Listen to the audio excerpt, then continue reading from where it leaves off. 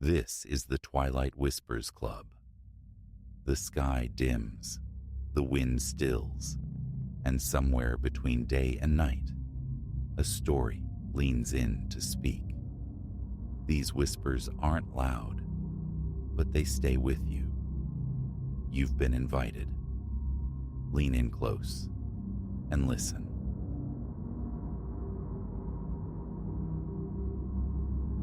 That particular summons, splitting the marrow of the night at 17 minutes past 3, wasn't merely a knock. It was a fracture in the known world. Its arrival wasn't shocking solely for the hour, nor for the absolute security presumed on the 14th floor, where I, Ilara, resided in deliberate solitude. No, the disruption lay in its cadence, a rhythm of insistence, of dire need, imbued with an unnerving sentience that hummed through the reinforced steel, whispering that the caller waiting beyond was utterly alien to the warm-blooded sphere. Until that rupture, existence had been a predictable sequence. Ilara, weaver of digital dreams, solitary practitioner of graphic design. My days, and often nights, dissolved into the luminous glow of the monitor, a self-contained universe built of vectors and hues. This apartment, high above the city's electric veins, served as my hermitage, a sealed pod against the urban clamor. Sleep had claimed me there, slumped over the workstation, the computer's low thrum a monotonous lullaby. The rapping tore through my unconsciousness, a physical jolt that sent adrenaline searing through my veins. A dream. My mind grasped for the familiar, but it echoed, louder now, peremptory. I became utterly still, a statue carved from sudden fear, gaze locked on the impassive wood of the door. Who, in this void of time? Imagination fluttered. A neighbor stricken, building maintenance reporting some catastrophic failure. Who is it? My voice, a thin thread in the oppressive silence of my own home, barely carried. Silence answered. Then, another impact, a blow so violent, the door shuddered within its very frame. Slowly, limbs leaden with dread, I rose. A primal urge screamed to retreat, to burrow beneath blankets and pretend the world outside had ceased to exist, a child's defense against the shadows. Yet, a countercurrent, an insatiable, perhaps fatal curiosity, drew me onward. Barefoot across the chill expanse of the floorboards, I approached the threshold. My hand paused, hovering inches from the lock. A profound intuition screaming, danger. A visceral certainty that opening this boundary meant irrevocable change. Instead, drawn by that terrible curiosity, I pressed my eye to the peephole's distorted lens. The sight froze the breath in my lungs, contracted my heart into a knot of ice. A shape loomed in the corridor light. Impossibly tall, its silhouette grazing the ceiling tiles, swathed in what resembled a voluminous dark coat, yet the fabric rippled, flowed with an internal, non-Euclidean motion. And the face. I recoiled, stumbling back, pulse hammering against my ribs like a trapped bird. Where features should have been, eyes, nose, mouth, there was only an unnerving, seamless oval of pallid integument. A blank slate, nothingness, given form. As if my gaze were a physical touch, the figure surged forward, pressing its immense presence flat against the door. A sound emanated then, not quite heard, but felt. A low guttural resonance that vibrated through the wood, through the floor, into the very structure of my bones. Let me enter. The thought unfurled directly within my consciousness, bypassing ears entirely, a rasping, sibilant command. I must gain ingress. I shook my head violently, backing away, though knowing it perceived me regardless. No, the word was a strangled gasp. Go. Please, leave this place. The assault on the door renewed, each thudding blow a physical shockwave shaking the apartment walls. Let me enter. The voice inside my skull swelled, imperious, demanding. You are compelled to allow passage. My trembling fingers fumbled for my phone, desperate for the familiar ritual of dialing emergency services. The screen flared to life, displaying only mocking emptiness. No signal. Impossible. Reception here was flawless, absolute. The entity outside seemed to savor my panic. Its next mental projection coiled around my spine like freezing mist. No aid will reach you now, Ilara. There is only us. Let me enter. Let me enter. Let me enter. The phrase became a psychic hammer blow, repeating, accelerating into a frenzied crescendo. Wood began to splinter around the lock. With a strangled cry, I fled to the bedroom, slamming the door shut, twisting the flimsy lock. My dresser scraped against the floor as I shoved it, a pathetic, symbolic barricade. If that presence breached the apartment's main defense, this internal door was mere paper. Silence fell, a terrifying, expectant pause. Then, the catastrophic splintering roar as the front door yielded, torn from its moorings. Footfalls echoed in the violated space of my home, heavy, measured, each step a slow drumbeat, drawing inexorably closer. I shrank into the furthest corner, pressing myself against the cold plaster, eyes squeezed shut against the inevitable. The footsteps ceased directly outside the bedroom door. I could hear it breathing, a dry, rustling inhalation, utterly devoid of life's familiar rhythm. Ilara. The whisper coiled inside my head again, intimate and horrifying. I have arrived. Will you not extend a welcome? My hands flew to my ears, a useless gesture against a voice that bloomed from within. It was inside my thoughts now, a parasitic vine twisting through my own volition, attempting to overwrite my being. You know you wish to open the barrier, Ilara. It coaxed, seductive and vile. Curiosity burns within you, does it not? Do you not ache to perceive my true form, to comprehend the vistas I can reveal? And the most terrifying truth resonated. A sliver of my soul did yearn. A treacherous fragment desperately wanted to witness this impossibility, to grasp the nature of the thing that hunted me. My body began to betray me, an arm lifting, fingers reaching, ghosting towards the doorknob. I fought, pitting my will against the intrusion, a swimmer battling a ferocious undertow. Just as flesh was about to meet brass, a sound sliced through the mental fog, sharp, piercing, blessedly mundane, the electronic shriek of my alarm clock. 6 a.m. Somehow, an eternity had compressed into mere hours. The entity unleashed a howl of pure, frustrated malice that seemed to shake the building's foundations.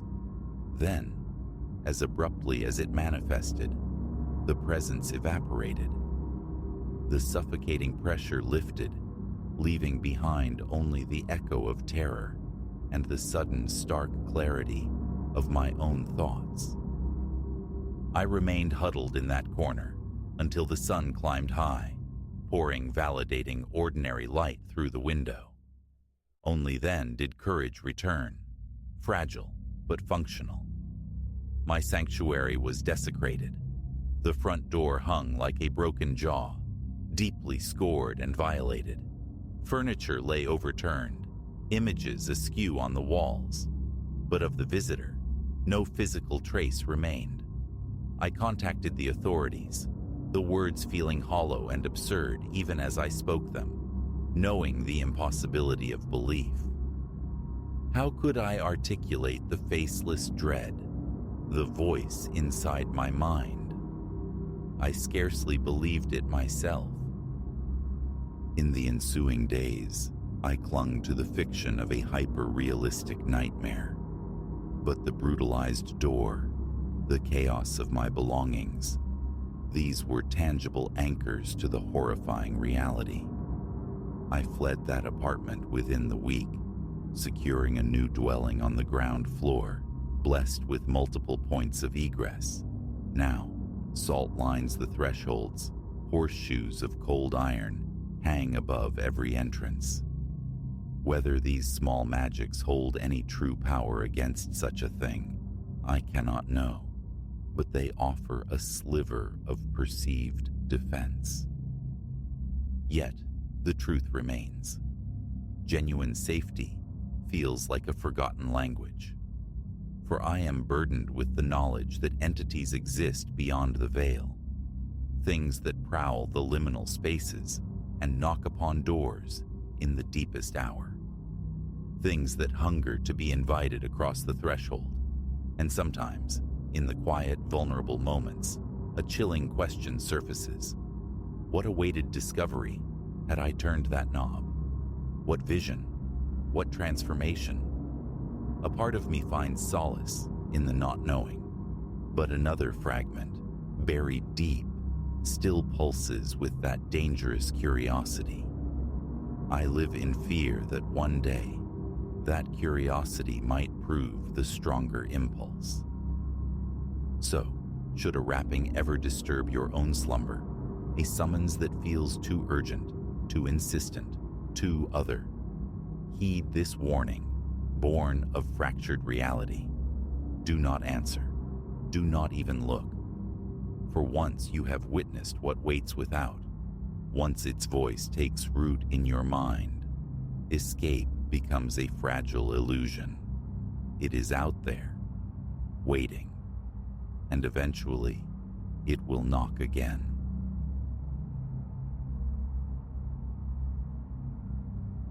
The memory persists, sharp-edged. One breath, solitude in the living room, adrift in the flotsam of my nephew Leo's recent departure. The next, a thread of sound, thin, dissonant, horribly familiar, unspooling from a doll meant to be mute. Inert plastic, bereft of batteries, void of power. Yet it sang. A cold clench seized my spine. Not loud, that warped melody, but absolute in its origin. That sound, that impossibility, fractured something deep within me that day. It began innocuously, on a Saturday adrift with the promise of reclaimed space. My mission, to impose order on the chaos, the strata of forgotten boxes and random artifacts. Toys mostly, relics of Leo's stay. When he'd left, a small garrison of belongings remained, chief among them, the doll. A garish plastic effigy of some forgotten cartoon hero, speaker embedded in its chest, a simple pressure plate on its back, the master switch nestled at the nape of its neck. Its function, a brief tinny children's tune activated by a squeeze to the belly. I remembered its arrival vividly. Leo, thrilled, mashing the trigger relentlessly, the jingle echoing through the house until it grated on my very nerves. Yet the silence that swallowed its absence after his move had its own peculiar weight. Not long before, I recalled, I'd fitted it with fresh batteries, only for them to expire with baffling speed. Defective cells, I'd reasoned. Nothing more sinister. I'd extracted them, destined for the recycling box I kept meaning to take out, and then promptly banished the doll from my thoughts. It migrated somehow, ending up sequestered in a corner of the living room for days, a task perpetually deferred on my mental list.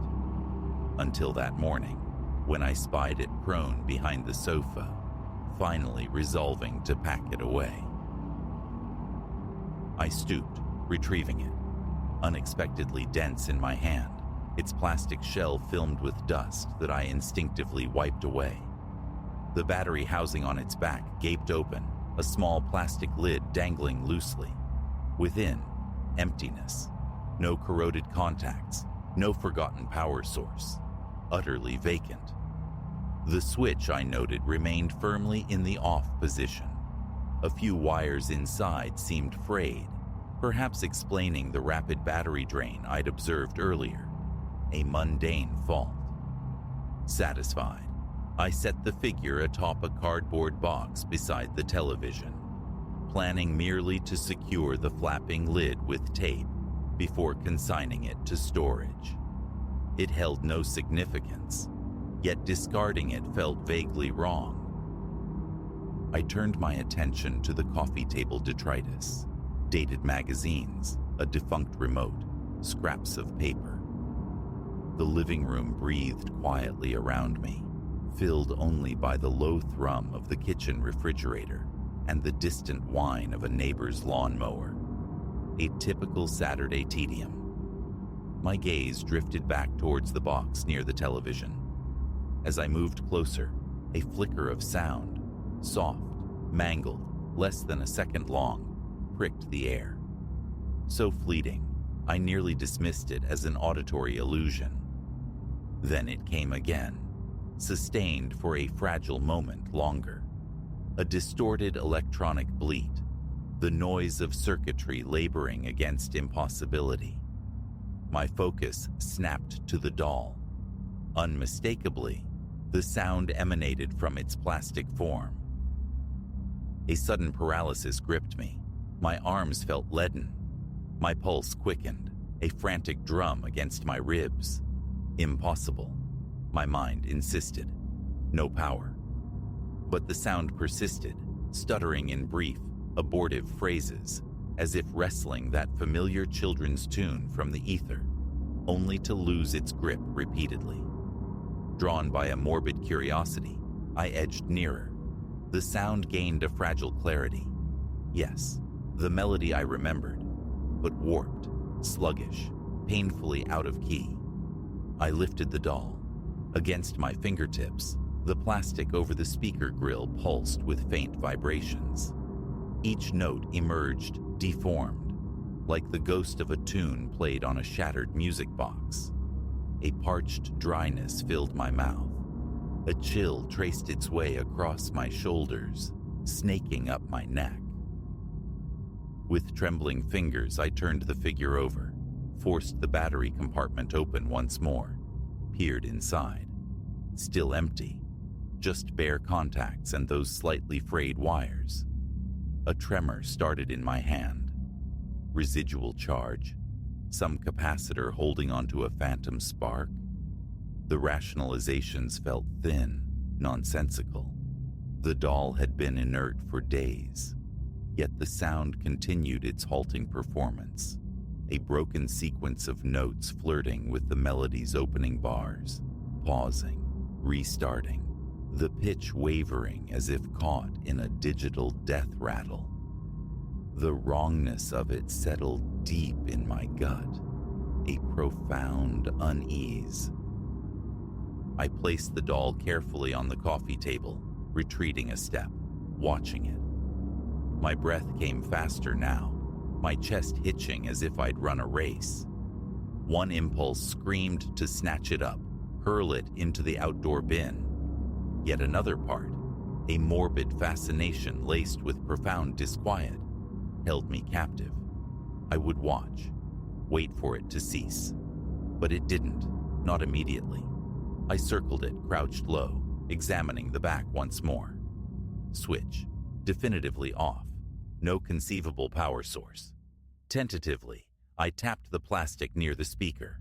The sound flared momentarily, louder, almost like feedback, before diminishing again to a barely audible struggling hum. The doll's painted eyes stared blankly ahead, lending its impassivity a chilling quality. A knot tightened low in my belly. The sound, though faint, possessed a stubborn persistence.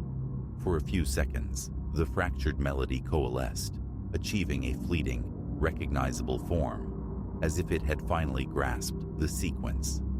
Then, abruptly, it dissolved into a harsh, sputtering static.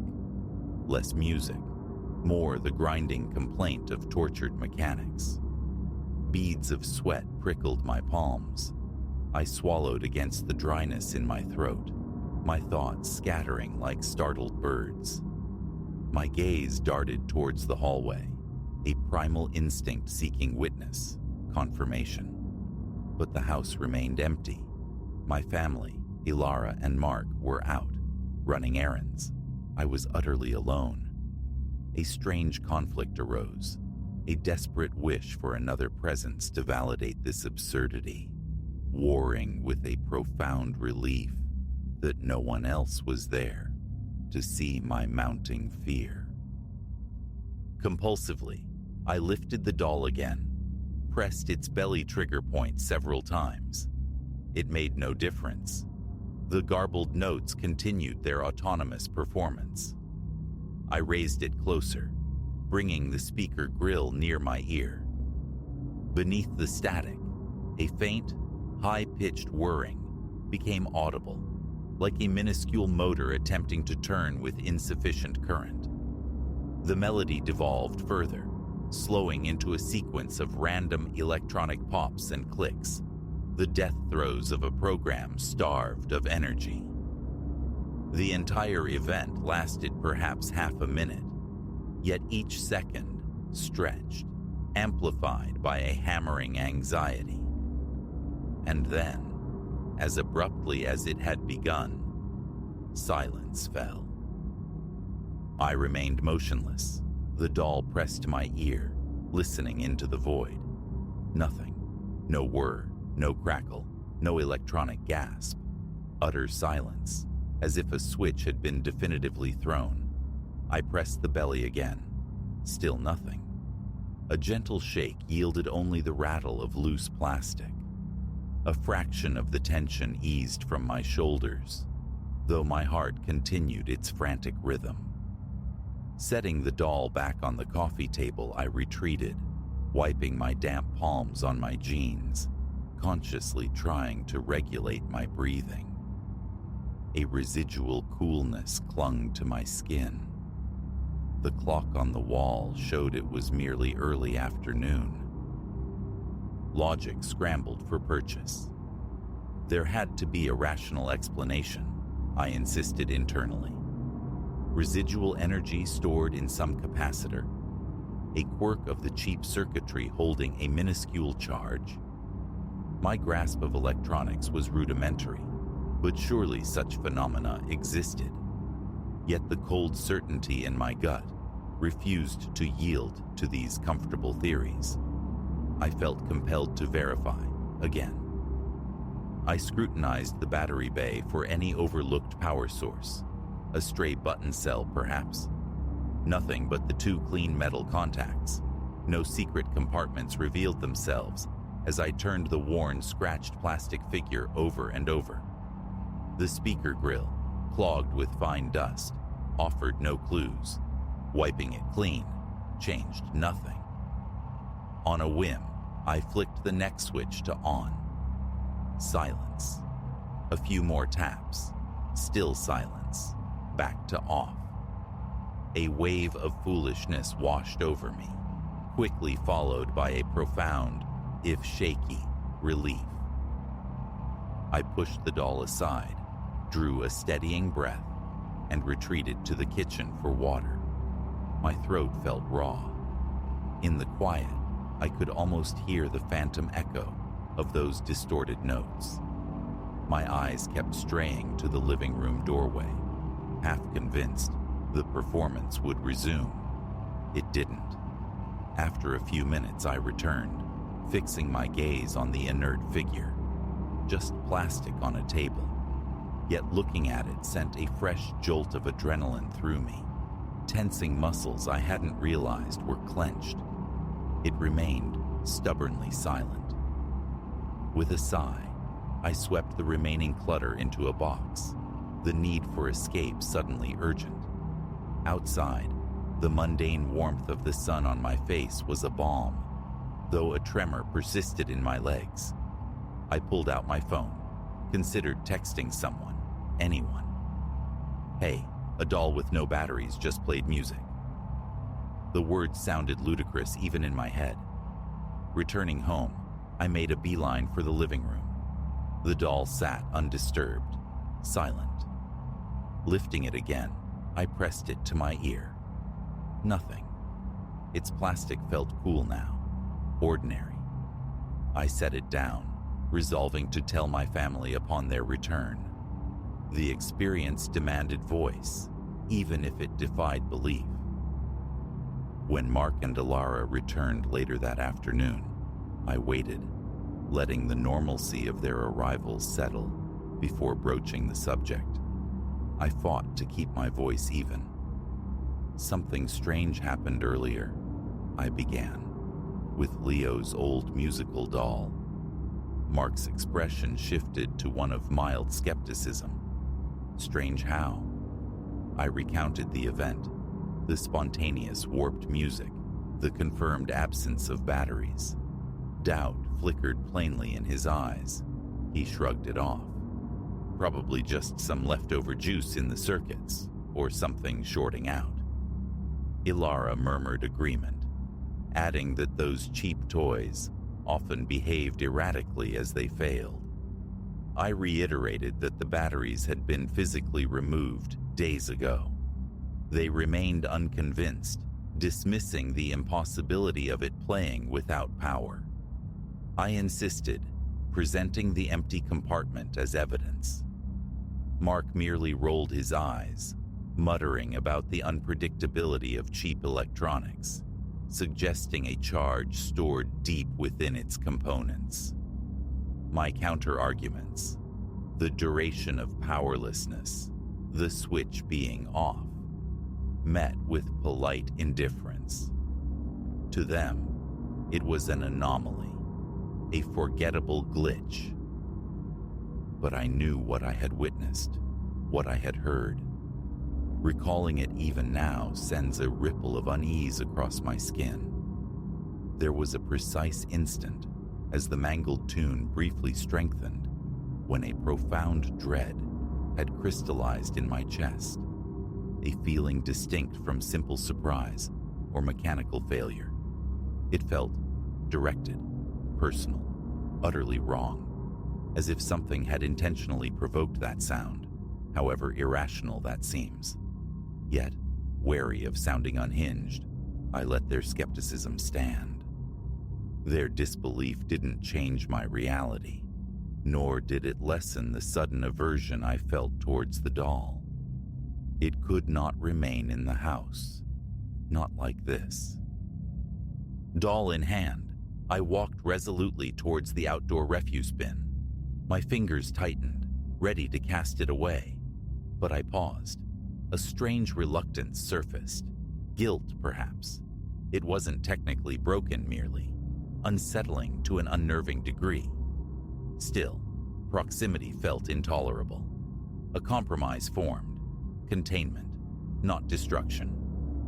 Back inside, I found a heavy-duty plastic bag, sealed the doll within it, and placed the bundle inside a large opaque storage container in the garage. I double-checked.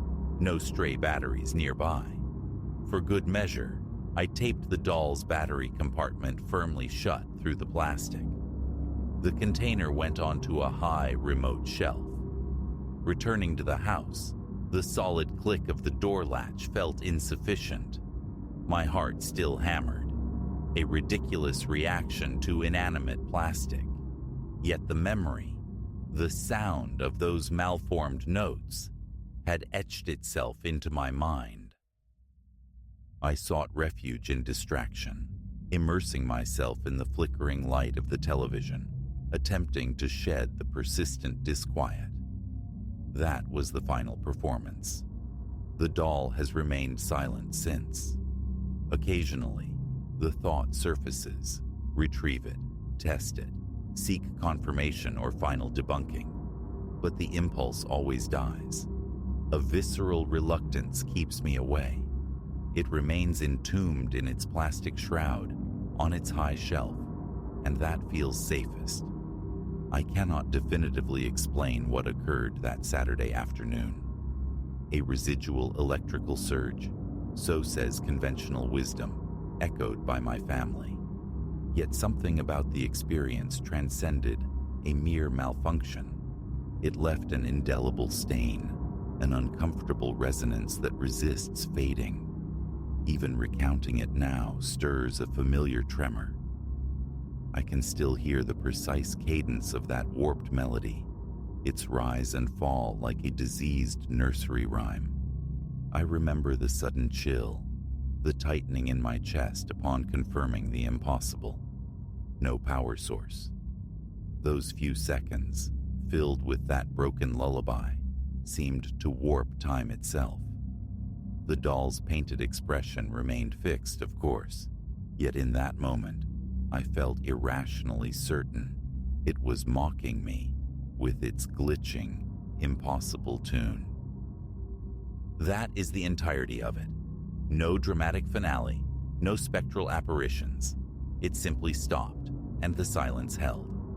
But I carry the certainty of the experience, a truth held solely within myself, regardless of disbelief. I believe me. Sometimes, the urge to revisit that container, to confront the object again, flickers, but I resist. Better, perhaps, not to tempt fate. If that discordant tune ever decides to play again, I have no desire to be its audience.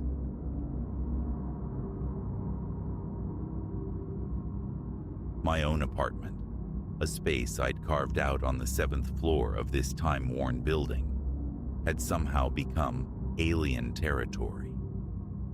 Disquiet settled where comfort should have been. I'd chosen this unit for its affordability, its sensible floor plan, and the narrow vista it offered onto the street far below. The structure itself groaned its age. Floorboards whispered underfoot.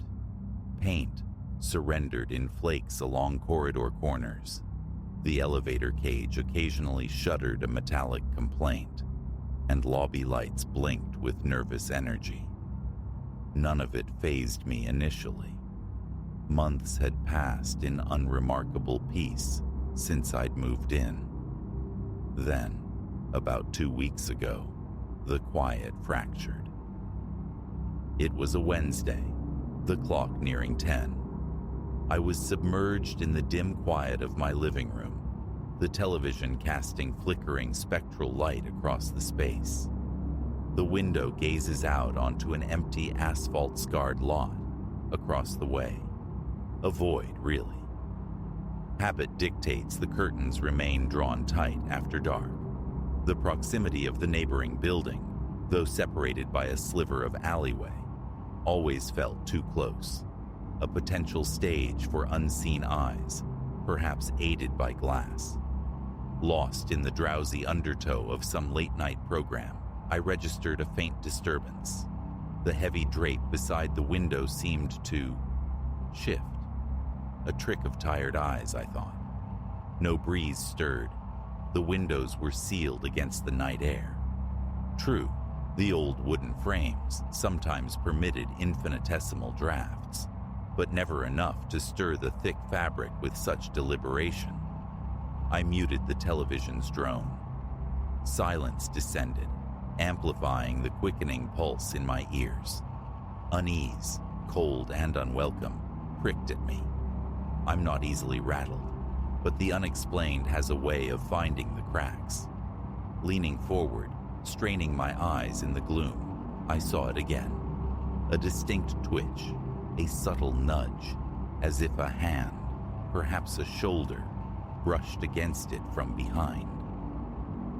Rising from the sofa, a strange reluctance slowing my steps, I approached the window. My hand reached for the curtain's edge, but before my fingers made contact, a shape resolved itself against the fabric. Faint, indistinct, yet undeniably present. Larger than a misplaced object, darker than the ambient shadows, it held the vague outline of a human form, almost melting into the surrounding obscurity. My throat went dry. The fine hairs on my nape prickled upright. Intruder? The thought screamed, immediately followed by the chilling impossibility. 7th floor. Access points, the front door, securely locked, and a small fire escape window in the bedroom, perpetually fastened and far too narrow for any adult entry without a clamor. My heart hammered against my ribs. A step back, then a sudden scramble towards the light switch near the couch. I flicked it on, bathing the room in harsh, revealing light, and spun around. Nothing. The curtain hung inert, innocently pleated. I strode over, yanked it aside. The windowsill was bare. Outside, only the familiar street-lit darkness. Rubbing my eyes, I conducted a frantic, unnecessary search of the living room, peering behind the stacked boxes and the forgotten floor lamp in the corner. Empty. Sinking back onto the couch, I tried to regulate my breathing, a ragged counterpoint to the sudden quiet. My phone screen showed only a few minutes had elapsed since the first flicker of movement. It felt like an age. A tightness gripped my chest.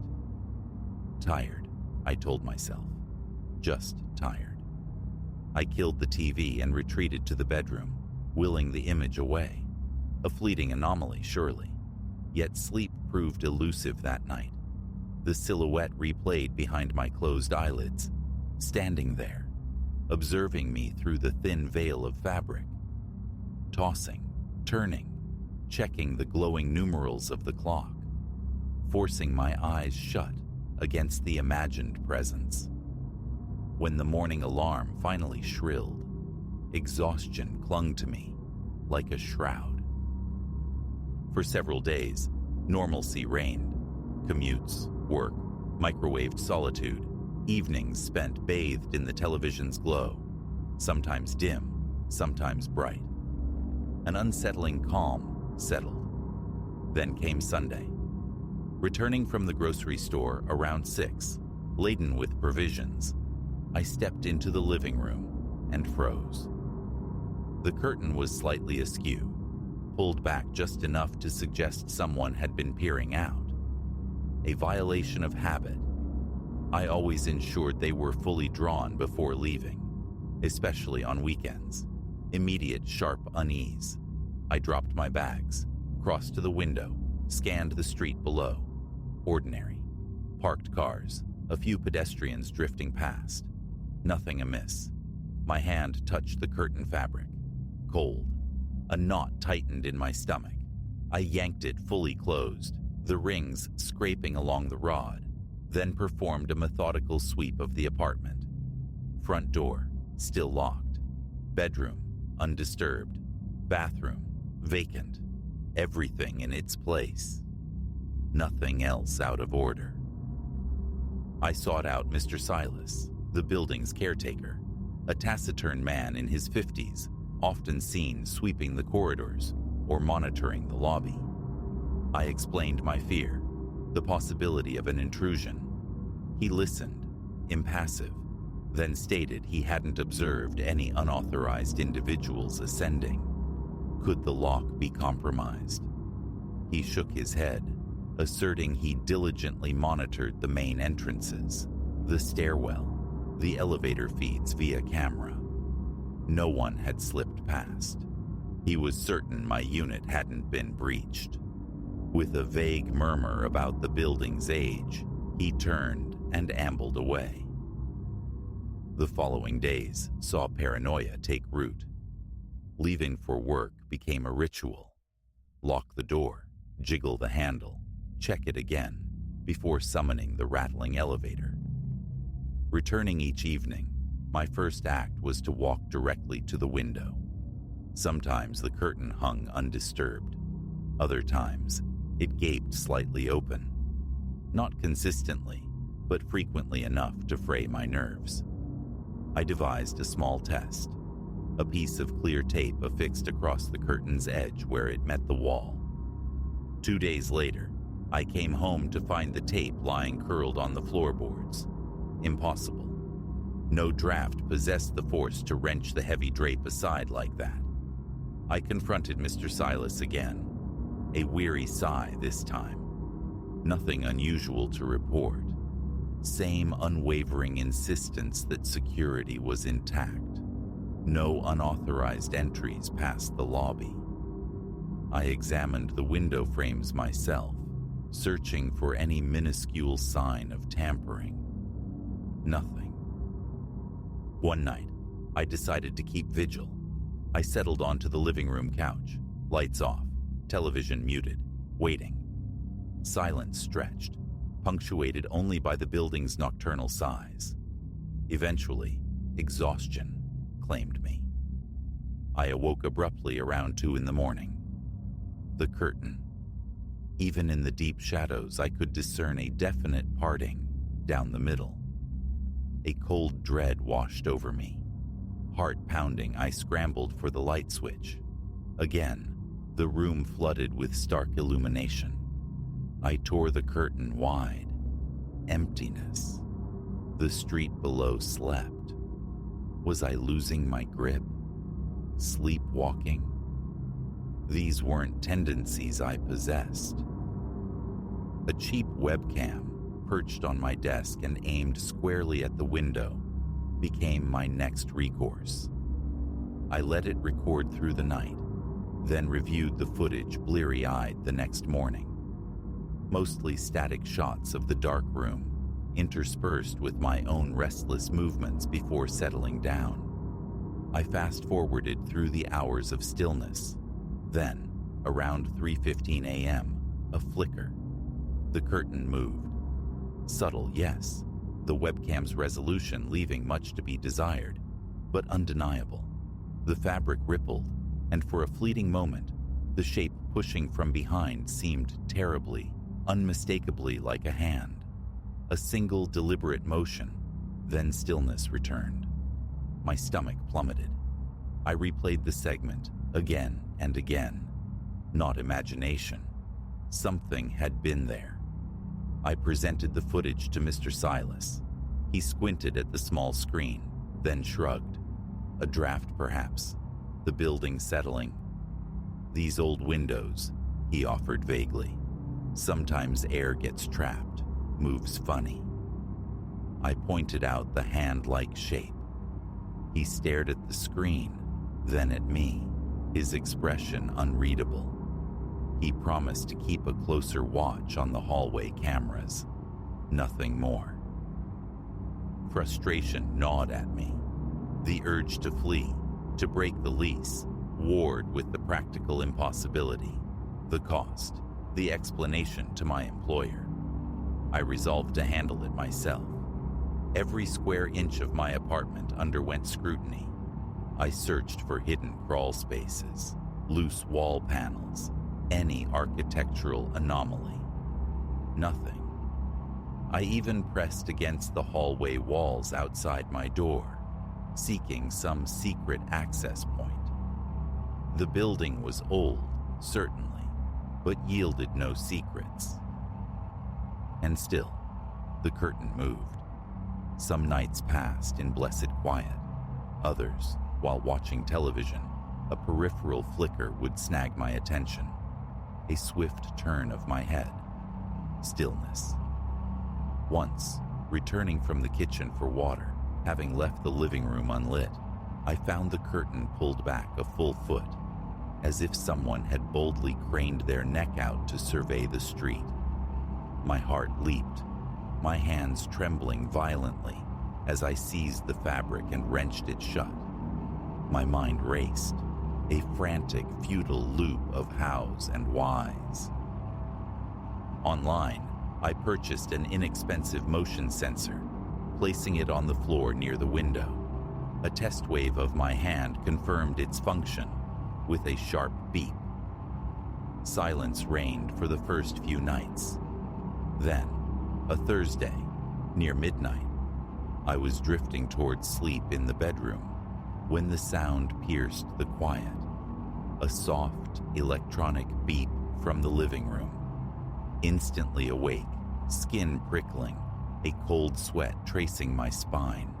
I grabbed the baseball bat from the closet and burst into the living room. The sensor's light glowed, indicating activation, but the room was empty. The curtain hung perfectly still. Bat raised, I scanned every shadow, every corner. Only my own ragged breathing and the refrigerator's low hum disturbed the silence. I approached the sensor, reset it. It seemed functional. Moving near it triggered the beep. Moving away silenced it. I stood by the window, peering out. Distant lights glowed in the building opposite. No watchers met my gaze. A car swept past below, its headlights momentarily painting the sidewalk. The microwave clock glowed. 12:07 a.m. I fought back the image of the silhouette, the imagined presence behind the fabric, but the tension remained coiled tight within me for a long time. That weekend, I tried engaging my neighbors. Most residents kept to themselves, but I knocked on 704. A tired-looking woman answered. No, she hadn't noticed anything strange. She did mention the building's wiring was notoriously unreliable. Perhaps the security cameras weren't as dependable as Mr. Silas believed. Cold comfort.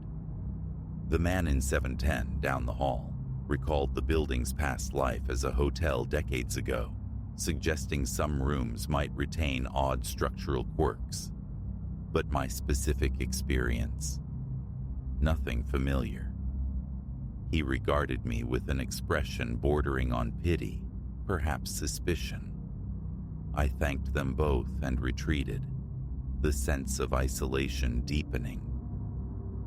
Back in my apartment, the mail lay scattered on the small entryway table where I'd dropped it. My gaze snagged on the window. The curtain was open again, just an inch, a slender vertical gap revealing the night beyond. A constriction tightened my chest. I crossed the room, closed it firmly.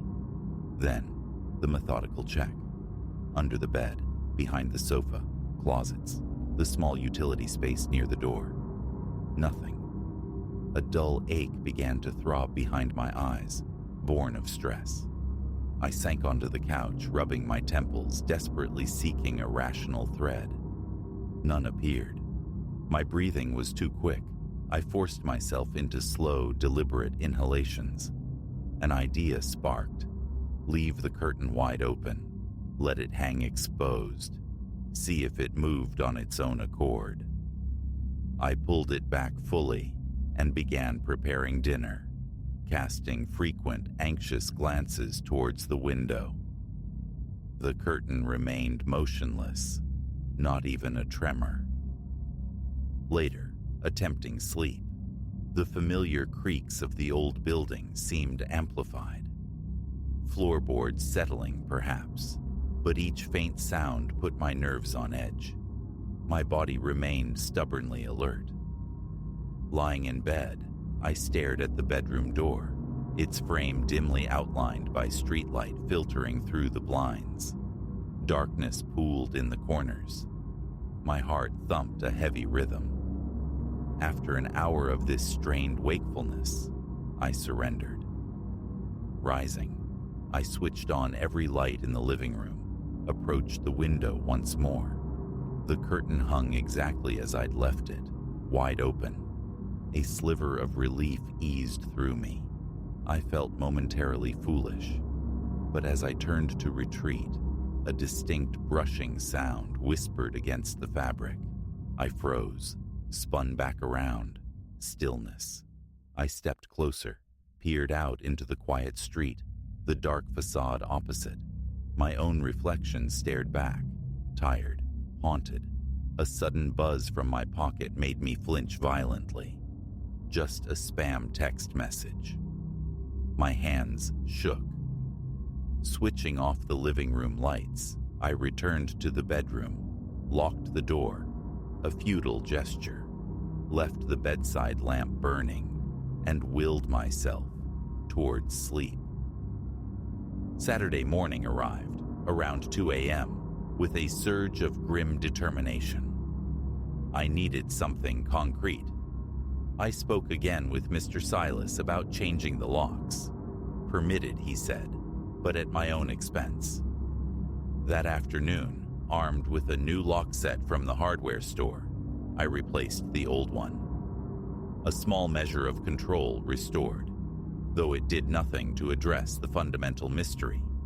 The caretaker's insistence that no duplicate keys existed, no unauthorized access occurred. Still, I bolstered my defenses. New lock, checking window seals, placing a small rubber wedge tightly at the base of the front door. That night, sleep felt marginally less precarious. The illusion shattered the very next day. Returning from a quick grocery run, I found the curtain parted, perhaps 2 inches this time. My throat constricted. The new lock showed no signs of tampering. The wedge beneath the door remained precisely positioned. I strode to the window, yanked the curtain closed with fierce energy, and stood there, gripping the fabric, my pulse hammering in my throat. Then, a sound. Faint, sharp, a click. From the direction of the kitchen. Adrenaline surged. I whirled around, listening intently, every nerve strained. Silence. Cautiously, fists clenched, I crept towards the kitchen. The refrigerator hummed its steady tune. Nothing else. I checked drawers, cupboards, the space under the sink. Orderly, undisturbed. No forced entry. No wet footprints. No shattered glass. Nothing. Returning to the living room, I collapsed onto the couch, staring at the heavy drape concealing the window. Fear mingled with a rising tide of helpless anger. I wanted to tear the damned thing down, board up the window entirely, but knew it would solve nothing. It would only blind me to the presence when it chose to reveal itself again. So now, I exist in this state of perpetual vigilance. Each homecoming carries a burden of expectation. Will the curtain be pulled aside today? Sometimes, yes. Sometimes, no. Sometimes a fleeting movement dances at the edge of my vision. Always, when I look, there is nothing. Mr. Silas offers the same reassurances. No one goes to the 7th floor unchallenged. The residents deny any involvement. My options feel exhausted. Locks, sensors, cameras, vigils, all fruitless, save for that single ambiguous clip of grainy footage. Every evening now, my ritual is immutable. Step inside, eyes immediately drawn to the window. If the curtain hangs closed, a shallow breath of relief. If it gapes open, that familiar, sickening drop in my stomach. I don't know who or what resides behind that fabric, or the mechanics of its silent intrusions. I only know the chilling certainty of being watched, and the utter helplessness of stopping it. I remain here, suspended in this 7th floor limbo, taking it day by uncertain day, hoping for cessation, for explanation. But all I have is a recurring shadow in the periphery, a silent curtain that breathes, and the unshakable conviction deep in my chest that I am not alone.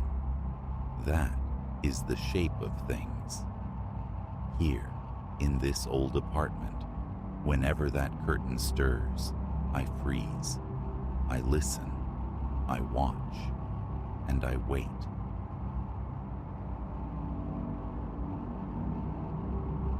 The whisper of the structure reached me weeks ago, a task delegated by my director. Assess its potential for modern exhibitions. Initial indifference, born of a crowded schedule, dissolved upon viewing the scant photographs. Something in its aged stillness resonated, a profound quietude, as though decades had passed since the last footfall crossed its threshold. An old gallery, the email confirmed, perhaps still harboring forgotten art. Curiosity piqued. I consented to a site visit, anticipating little more than a professional evaluation before returning to the familiar cadence of my life. No premonition hinted at the inexplicable thing waiting within its walls. My first encounter with the building was one of decrepitude, paint scaling from exterior walls like sunburnt skin, windows filmed with an impenetrable layer of grime.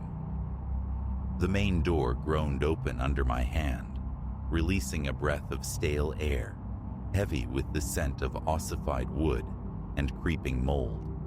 Inside, weak light filtered through narrow apertures, casting the hallway in shades of pewter and ash, just enough illumination to navigate the gloom. Beneath my cautious tread, floorboards issued protracted sighs. I traversed vacant rooms, their naked walls punctuated only by skeletal remains of chairs and drifts of scattered paper. Stooping, I examined the papers, mostly blank, others bearing graphite specters too faint to decipher. A hollowness permeated the space, a deliberate withholding of its past. Eventually, a long corridor terminated at a closed door. The knob, stiff with disuse, yielded. Beyond lay a compact gallery space. Dust-shrouded frames leaned against the walls like patient mourners. I drew back one pale covering. A landscape emerged, faded and scarred, depicting severe mountains and skeletal trees, a testament to profound neglect. No artist's mark graced the canvas. Methodically, I unveiled the others, mostly unremarkable or damaged beyond salvage. Then, sequestered in a corner beneath a heavy dark drape, a larger frame commanded attention. An unexpected quickening pulsed in my veins, a surge of pure, unbidden curiosity. I pulled the sheet away. A portrait confronted me. A man of imposing stature, broad-shouldered, his hat canted low. But where his face should have been, there was only absence, a perfect, smooth void. Not marred, not obscured, but intentionally blank, as if the artist had meticulously rendered the form only to deny it identity. I stood transfixed. The pigment surrounding the figure's silhouette held an unsettling vibrancy, the brushwork precise, contrasting sharply with the featureless expanse of the head. A knot tightened low in my gut. I scanned the frame, the surrounding wall, seeking attribution, a name, a date, nothing. A nearby cabinet, fractured and desolate, yielded only dust and the husks of dead insects within its small drawer. I documented the painting's dimensions and state on my phone, the clinical notes a stark counterpoint to the unease coiling within me. That evening, the image clung to my thoughts. A faceless man wasn't inherently strange in abstract art, yet this piece felt intensely representational. The clothing, the posture, rendered with stark realism, only the face withheld. Sleep offered no refuge. In dreams he materialized, standing sentinel in a tenebrous void, the blank oval of his face oriented towards me. No eyes, yet the sensation of being watched was absolute, visceral. I awoke slick with sweat, heart hammering against my ribs. The clock glowed, 3 a.m. A glass of water, measured breaths in the dark, and eventually, a return to fractured sleep. The following day, I sought answers. The local historical society, contacted via email, provided scanned documents pertaining to the gallery's past. Lists of exhibitors, mentions of landscapes, sculptures, portraits of local dignitaries, but no record of a faceless man. Online searches proved equally fruitless, keywords swallowed by the digital abyss. Defeated, I resolved to return, to complete the assessment and perhaps dispel the growing unease. My second visit fell under a sky bruised with cloud. The afternoon light, already fading, did little to penetrate the building's gloom. I made straight for the small gallery, navigating the treacherous floorboards. Pushing the door open, I raised my flashlight, its beam cutting through the deeper shadows. Aimed at the portrait, the light revealed a change. Subtle, yet undeniable. The suggestion of ears, mere outlines previously unnoticed or non-existent, now seemed more defined.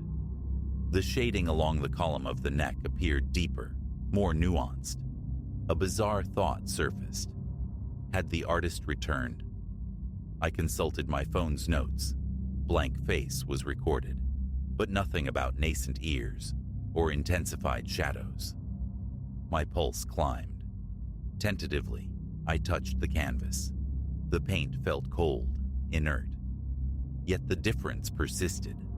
A quick survey confirmed the other paintings remained static in their decay. The unsettling feeling of observation intensified, prickling the back of my neck, accompanied only by the creaks of aging timber and the distant rhythmic drip of water. I took several photographs, needing objective proof, then retreated, eager to escape the oppressive silence. Night brought the dream again. The faceless man occupied the same Stygian space. This time, however, a subtle convexity emerged from the blankness, the nascent curve of a nose pushing against the canvas from within. He turned his head slightly. In the dream, my hands trembled. A constricting band tightened around my chest. I woke gasping, bolt upright, drenched. Snatching my phone, I scrutinized the photos from the afternoon. Zooming in confirmed it. The faint outlines of ears were present. Nausea churned. I abandoned further investigation for the night, seeking refuge in the mindless flicker of late-night television until the adrenaline subsided. For my third visit, I chose the brighter hours of morning, hoping daylight might sanitize the experience. Inside, however, the dimness endured, dust motes dancing in the weak shafts of light. I moved swiftly, purposefully, towards the gallery. Flashlight beam finding the portrait, I saw it instantly. Cheekbones now possessed a faint definition. The line of the jaw seemed stronger, more assertive. A wave of cold dread washed over me. Closer inspection revealed the faintest adumbrations where eyes should be. Not eyes themselves, but shadowed depressions hinting at orbits. My legs felt unsteady. Breathing grew shallow, my throat parchment dry. Phone retrieved, I captured more images, my hand shaking so violently, I braced it against the cool plaster, taking multiple shots for clarity. Then I fled. No further checks, no lingering. Straight out into the muted daylight, into the sanctuary of my car, where I sat for long minutes, hands slick on the wheel, struggling for breath, mind reeling from the impossibility of a painting evolving on its own. That night, the dream recurred with chilling fidelity. The man now possessed partial eyes, incomplete orbs gazing out from the canvas. Still no pupils, no irises, yet the focus felt direct, intense. The pounding in my chest was a physical pain. I woke to a throbbing headache and the haggard reflection staring back from the bathroom mirror. Bloodshot eyes, drawn features, a fleeting, terrifying thought, a resemblance to the emergent face in the portrait. I splashed cold water, shaking my head violently. A call to my director followed. I cited structural instability, water damage, inadequate lighting, valid reasons to reject the venue. The painting remained my secret. He urged a swift final report.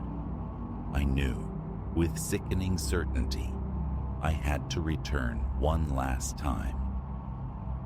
The fourth visit commenced late morning. The musty odor in the hallway seemed to have intensified, grown cloying.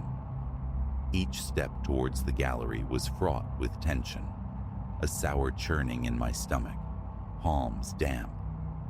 Entering the room, flashlight aimed like a weapon, I confronted the portrait. The face was nearly complete.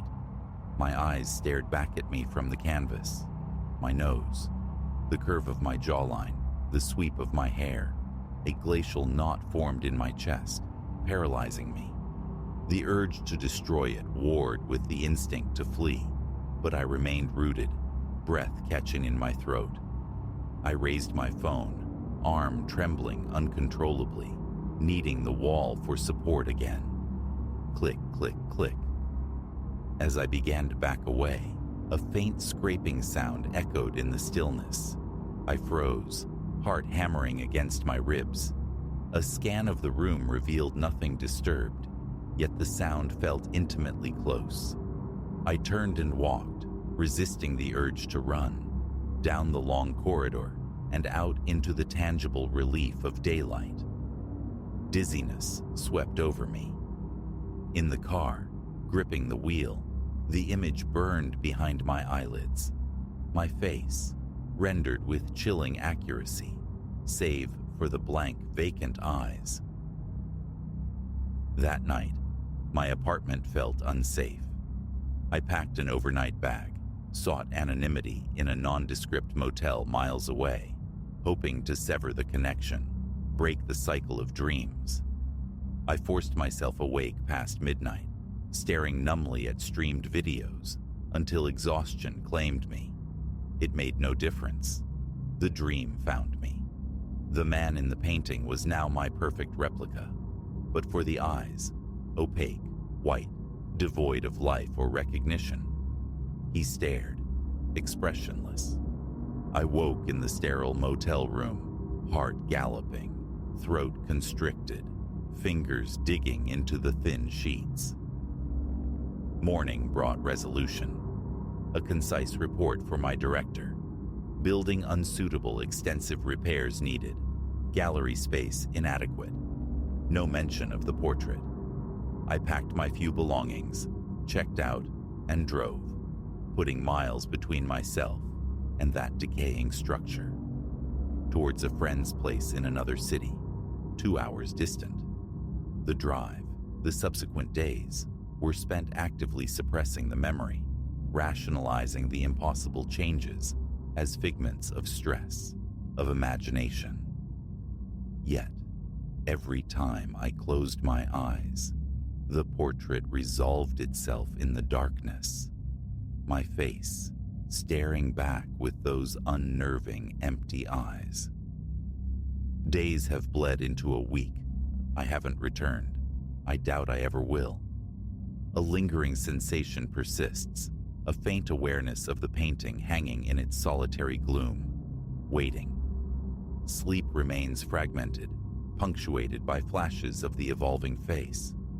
Time, I hope, will erode the memory, dull the sharp edges of the fear. But the image is seared into my mind. I possess no explanation for what transpired in that forgotten gallery, nor do I truly seek one. I only know the visceral dread that gripped me when I looked upon that canvas and saw my own features emerging from the void. And sometimes, when I close my eyes, I can still feel it looking back.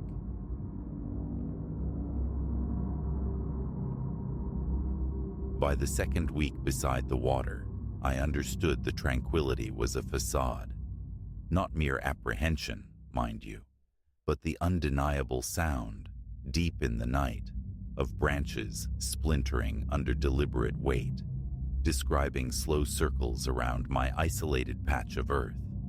Initially, denial offered flimsy shields, wind perhaps, or some nocturnal creature. Yet the cadence, a sharp crack, a weighted pause, another crack, possessed an unnatural rhythm, a methodical patrol along the yard's perimeter. My heart would hammer against my ribs. I'd bolt upright in bed, breath catching, eyes fixed on the black mirror of the bedroom window. Venturing into the darkness was unthinkable. Morning would suffice, I'd tell myself. Though dawn brought no relief, only a lingering tension, a residue of fear clinging to the sunlight. This place, chosen for its seclusion, promised focus, a haven for my solitary projects. The cabin nestled against the lake's placid surface, enveloped on three sides by a dense, consuming forest. Neighbors were non-existent, a feature I'd craved. And for 7 days, productivity bloomed. Early risings, the ritual of coffee, the sylvan whispers of wind through pines.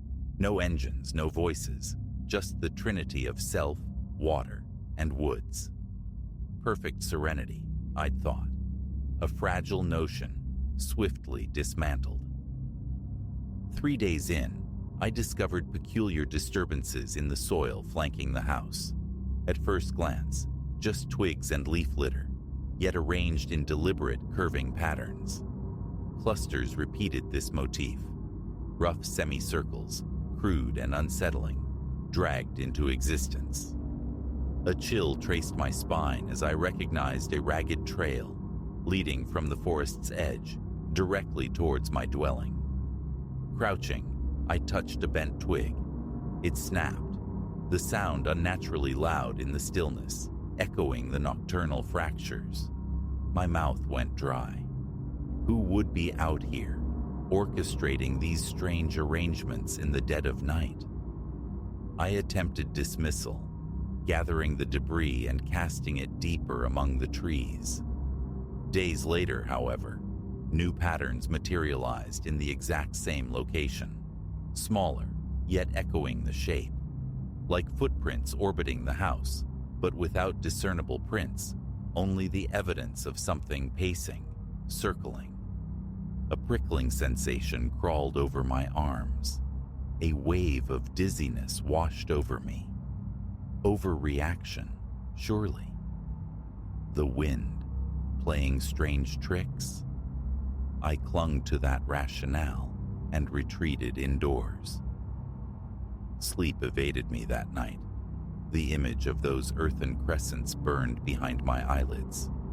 Around midnight, the crunching returned, closer this time, just beyond the fence line.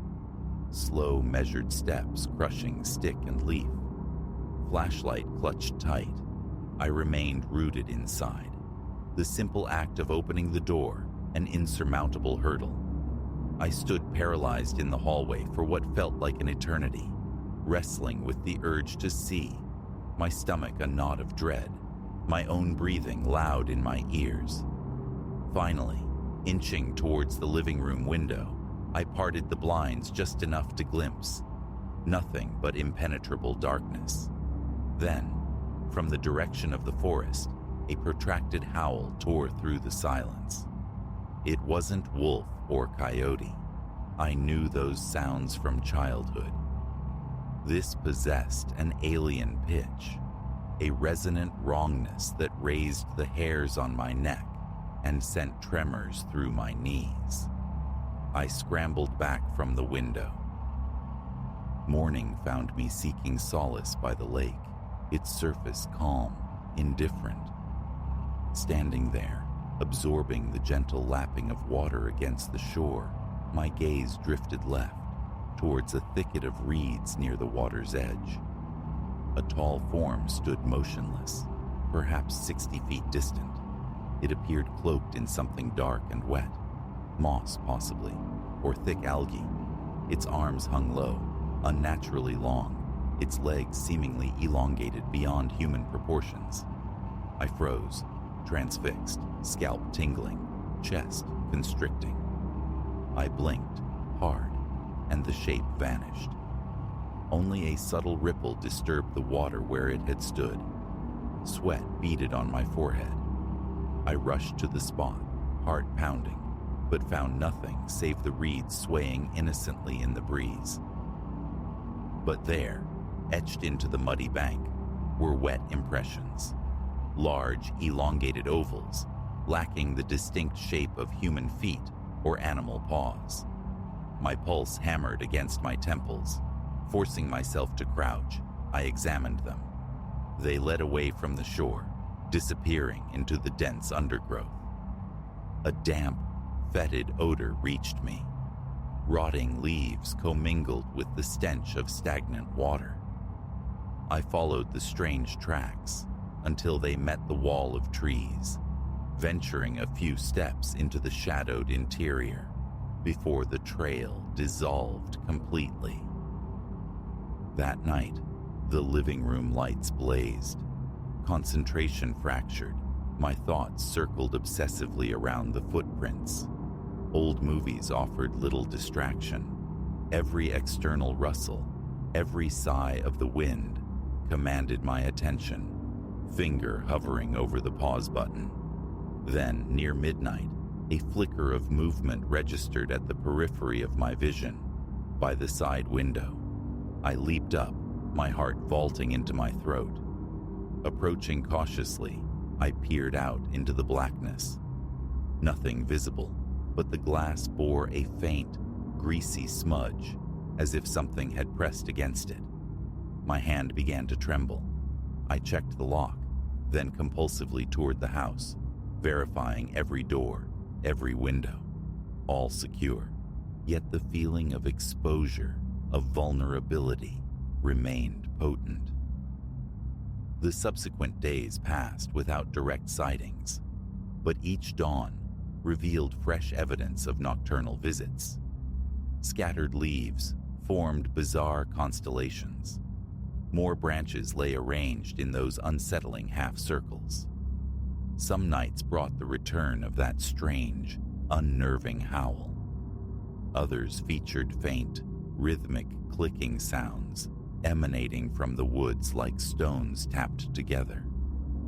The silhouette remained unseen in daylight, though fleeting movements sometimes teased the edges of my vision deep within the trees.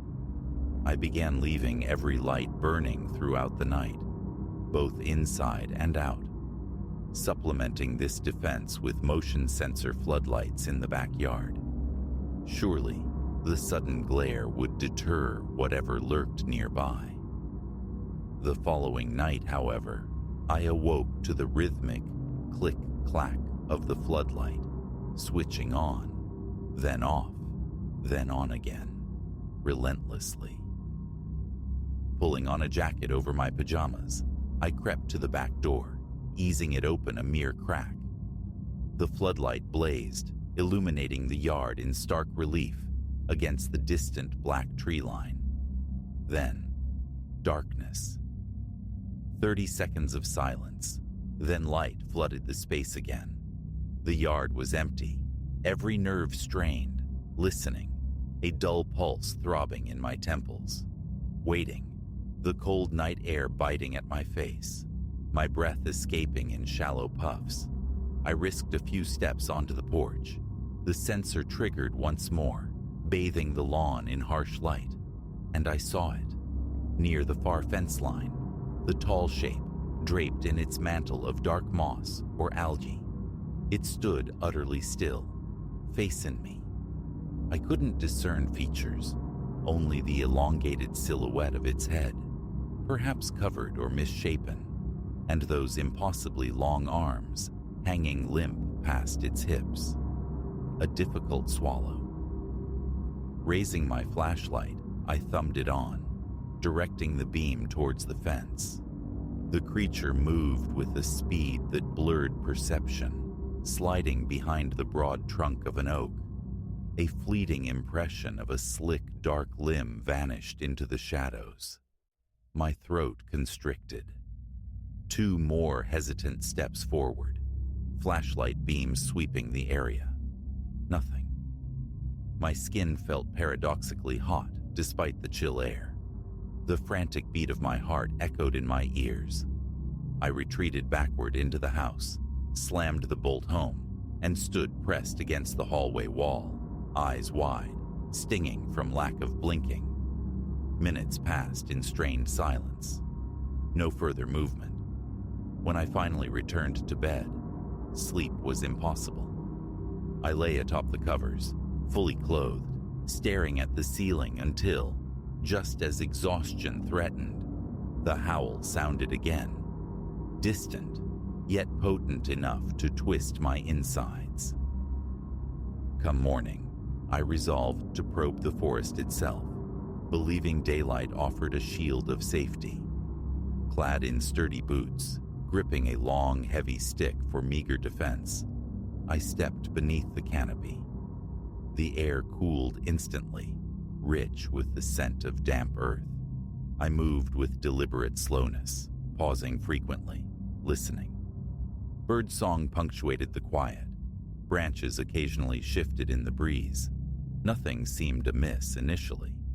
Then, perhaps 20 minutes in, I stumbled upon a swath of flattened vegetation, a clear path forged by something large and recent. The tracks plunged deeper into the woods. I followed, heart quickening, navigating around moss-slicked logs and dense ferns. The trail culminated in a small, muddy clearing. There, imprinted in the mire, were footprints identical to those by the lake, oversized oval, spaced for immense strides. The rank odor of decay and pond scum hung heavy in the still air, making my nose wrinkle. Bending, I pressed a hand against the edge of one impression. The mud beneath was still cool, yielding. My pulse surged. Straightening, I scanned the silent clearing. No wind stirred the leaves, no birds called, no movement betrayed any presence. Yet, my scalp prickled with the sensation of being watched. I backed away slowly, then turned and retraced my steps, abandoning the clearing. Seeing that creature here, utterly alone, was not a confrontation I desired. The following evenings became a ritual of drawn blinds and blazing lights. Each night brought its unnerving symphony, the snap of twigs, the haunting howl, and once, a series of sharp clicks that seemed to methodically circle the house. A constant tightness gripped my chest, making focus impossible, my thoughts consumed by a burgeoning fear. I phoned a friend, skirting the truth, mentioning only odd noises. Raccoons, he suggested, maybe deer. I didn't argue. The reality felt too outlandish to share. One night, around 10, restlessness gnawed at me. A need to visually confirm the yard's emptiness propelled me outdoors. Flashlight in one hand, phone in the other, I stepped onto the porch. The single bulb cast a weak yellow circle on the grass. Beyond lay profound darkness. I started towards the lake, steps muffled on the damp ground, the cold air stealing my breath in visible puffs. Halfway to the shore, a low clicking emanated from somewhere to my left. My muscles seized, my stomach plummeted. I whipped the flashlight beam in that direction, catching a tall shape instantaneously darting behind a massive tree trunk. A brief, startling glimpse of wet, greenish texture. Blood roared in my ears. My pulse throbbed violently. Backing up slowly, deliberately, keeping the light trained ahead, refusing to turn my back. The clicking intensified, seeming to echo, ricocheting between the trees. My teeth ground together. Step by backward step, I retreated until the porch boards were beneath my feet. Inside, the door secured. Tremors racked my hands. Breath came in ragged gasps, my chest painfully tight, throat constricted. A frantic circuit of the house ensued, double-checking every lock, every latch. Then I collapsed into a living room chair, all lights blazing, flashlight clutched like a talisman. My legs felt watery, my arms twitching at every gust of wind rattling the window panes. I remained awake the entire night, straining to decipher every sound, every creak. The motion sensor lights outside flickered on and off intermittently, but I lacked the courage to investigate.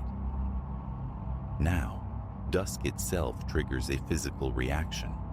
Muscles tense, a clammy sweat breaks out, my mind relentlessly projecting images of that shape materializing from the gloom. There's been no direct confrontation, yet the feeling of being observed, studied, like prey assessed by a predator, is inescapable. Moving through my own home inspires a chilling dread deep in my gut. My phone remains perpetually in hand, a lifeline I don't know how to use. What could I possibly report? A tall, moss-draped entity is circling my house. The words sound absurd, even in my head. Departure beckons, a desperate urge to flee and never look back. Yet it wars with a stubborn need to understand, to confront this encroaching enigma. Each night proves more difficult than the last. Sleep comes fitfully, under the glare of the bedroom lamp, a floor lamp in the corner, and the perpetual glow from the hallway.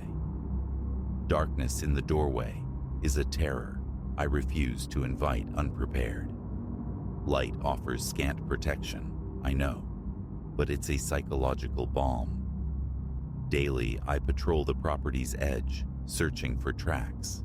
Most days I find them, near the fence, in patches of soft earth, always leading back towards the forest's inscrutable depths. Sometimes, long, deep scratches mar the bark of trees, as if clawed fingers dragged down the wood. Tracing these grooves, feeling their rough texture, my breath hitches, my heart accelerates. I scan the surrounding trees, half expecting the shape to be standing just behind me. Peripheral flickers of movement often deceive, resolving into nothing when I turn. Denial is no longer an option. The evidence is tangible, the fear visceral, a constant pressure in my throat after sundown. What this creature desires remains unknown. How to repel it, equally mysterious. All that remains is the ritual. Lights on, locks checked, waiting for the sanctuary of sunrise. Yet, a deeper certainty grows. It's only a matter of time.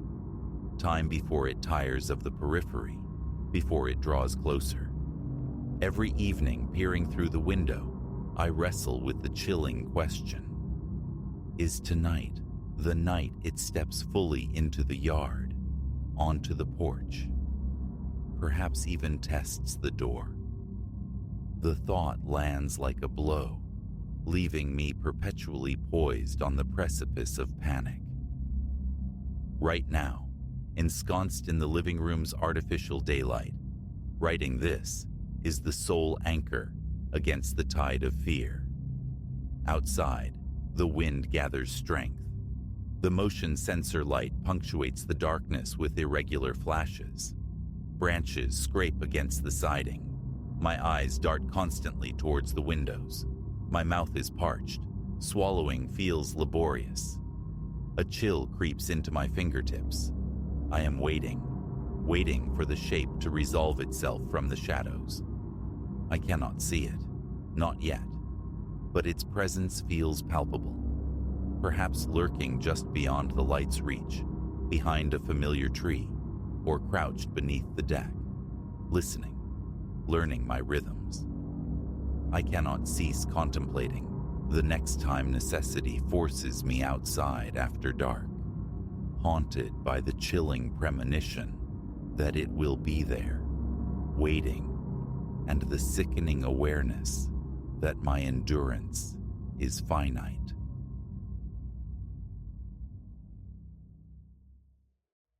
Beyond Oakhaven, Nebraska, where asphalt surrendered to winding dirt, stood the husk of an old farmhouse. Such structures, derelict and dreaming, always captivated Elias Thorne. The allure of resurrection, of breathing life into forgotten bones. When the listing surfaced, stark against the mundane, it resonated like a challenge. The price, a whisper, the character, undeniable. He bought it, oblivious to the dormant secrets woven into its decaying timber. He arrived under the zenith of a Saturday sun, the world awash in brilliant light.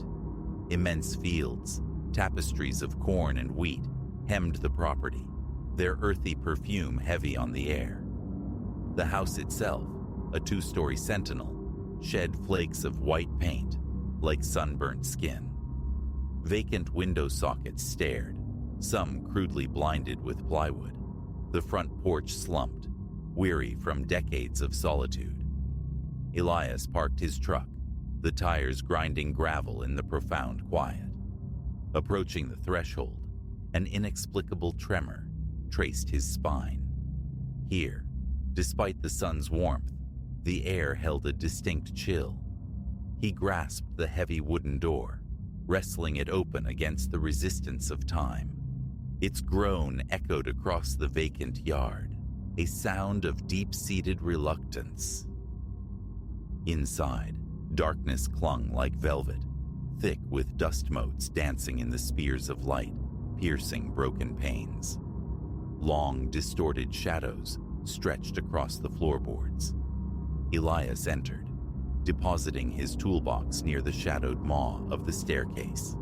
The main room sprawled before him, dominated by a cavernous hearth. Spectral shapes huddled beneath white sheets, forgotten furniture.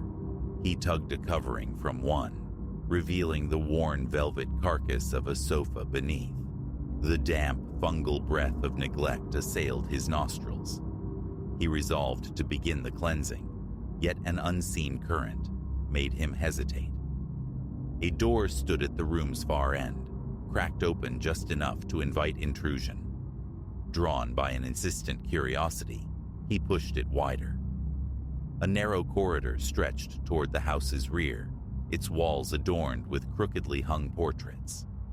Unfamiliar faces stared out, their gazes unsettling. One photograph arrested him. A family posed before this very farmhouse, their smiles strained, almost painted on. Their eyes, however, held a hollowness, a silent, desperate plea. Shaking off the disquiet, he turned back to his work. Hours dissolved in the rhythm of scrubbing floors and wiping away grime. As the sun bled orange through the dusty windows, Elias sank onto the dilapidated sofa for a respite. An immense quiet settled over the house, punctuated only by the occasional creak of aging wood. Then, a distinct sound from above. Footsteps, a deliberate tread on the floorboards overhead. His heart leaped. Elias rose, gaze fixed on the staircase. The footsteps amplified, drawing nearer. Retrieving a heavy flashlight from his toolbox, he advanced cautiously toward the stairs. Each step he took groaned under his weight, the sound magnified in the charged silence. The upper landing unfurled into a hallway, flanked by tightly shut doors. "Hello?" Elias called out, his voice absorbed by the stillness. "Is anyone here?" Only silence answered. He inhaled deeply, attempting to quell the frantic beat in his chest. The footsteps ceased abruptly. He moved down the corridor, the flashlight beam slicing through the gloom. At the hallway's terminus, a door stood slightly ajar, a sliver of light escaping from beneath. He nudged it open. A small bedroom lay revealed, the bedclothes in disarray, garments strewn carelessly across the floor. A tarnished mirror hung on one wall, its surface fractured, distorting his reflection. He stepped closer, wiping away a layer of grime. His own face stared back, but warped, unfamiliar. Then, behind his reflection, within the mirror's depths, a shadowy figure materialized in the doorway. Elias spun around, flashlight beams sweeping the empty space. Nothing. His breath came in ragged gasps, his pulse hammering against his ribs. He turned back to the mirror. The figure had vanished. Retreating from the room, Elias decided the house had held him long enough for one day. As he descended the stairs, a whisper brushed against his hearing, faint, yet chillingly clear. "Help me." He froze, straining to listen. It came again, closer this time, seeming to emanate from the very walls. "Help me." Raw panic surged. He snatched his toolbox and lunged for the front door. Just as his hand reached the knob, the door slammed shut with violent finality. He rattled the handle, pulled with all his might. It remained steadfastly sealed. The whispering intensified, swirling around him now, a chorus of disembodied pleas. "Help me." Desperate, he wrestled with a nearby window, trying to force it open, but it was fused shut by time or something more sinister. The whispers grew louder, insistent, pressing in on him. He felt an unseen gaze, a heavy, suffocating presence in the room. Backing away from the window, Elias fought for composure, his mind racing for an escape route. He recalled seeing a door near the back of the house. Perhaps it led outside, offered another egress. Flashlight clutched tight. He navigated toward the rear corridor. The door he'd noticed earlier now swung open silently, an unnerving invitation. He slipped through it and found himself outside, the cool night air a shocking relief against his skin. Without a backward glance, he sprinted down the dirt track toward his truck. Inside the cab, doors locked, he slumped against the steering wheel, breath tearing from his lungs. In the distance, the farmhouse stood silhouetted against the deepening twilight, inscrutable and silent once more. He turned the key, the engine's roar shattering the stillness. As he pulled away, a compulsive glance in the rearview mirror showed only the dark shape of the house receding into the night. Dawn found Elias compelled to return, driven by a need to unearth the truth behind the night's terrors. He drove back toward the farmhouse as the sun climbed, painting the fields in hues of gold. The land lay quiet, the air crisp. Parking the truck, he approached the house with trepidation. The morning light did little to dispel the lingering anxiety. The front door yielded easily this time. The main room appeared unchanged, yet the atmosphere felt subtly altered. He noticed them then. Fresh footprints disturbing the dust, leading toward the narrow hallway. Heart pounding, he followed the trail.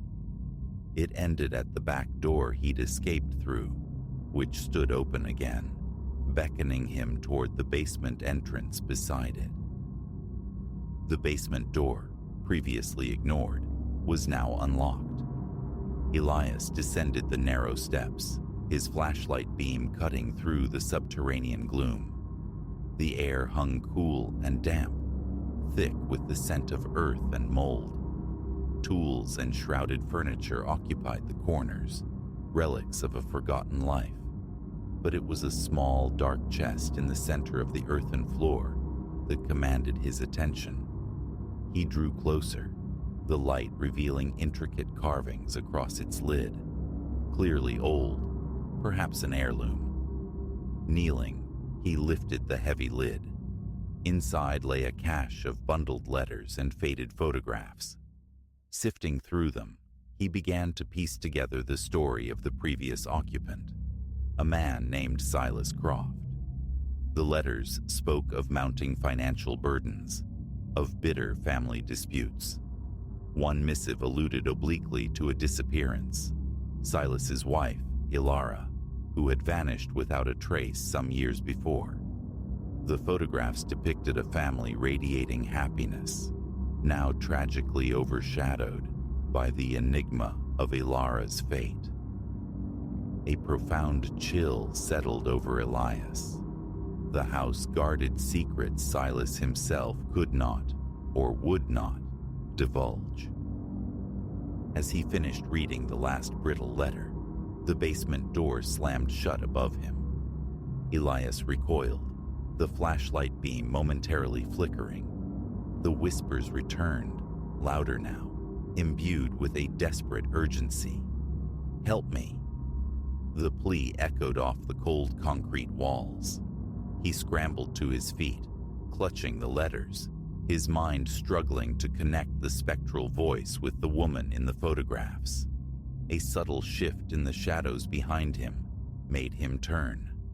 A figure coalesced there, indistinct at first, then resolving into the spectral form of Ilara Croft, her face ashen, her eyes like voids reflecting ancient sorrow.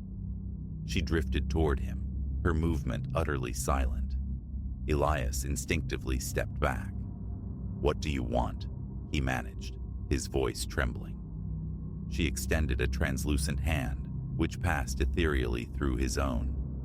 "Find the truth," she whispered, her voice a rustle of dry leaves. "Help me." He nodded, a sudden intuitive understanding dawning. Her spirit lingered here, tethered by unresolved tragedy, seeking closure. He promised, silently at first, then aloud, to uncover what had become of her. As if accepting his vow, Ilara's form dissolved, fading back into the ambient shadows. The basement returned to its heavy quiet.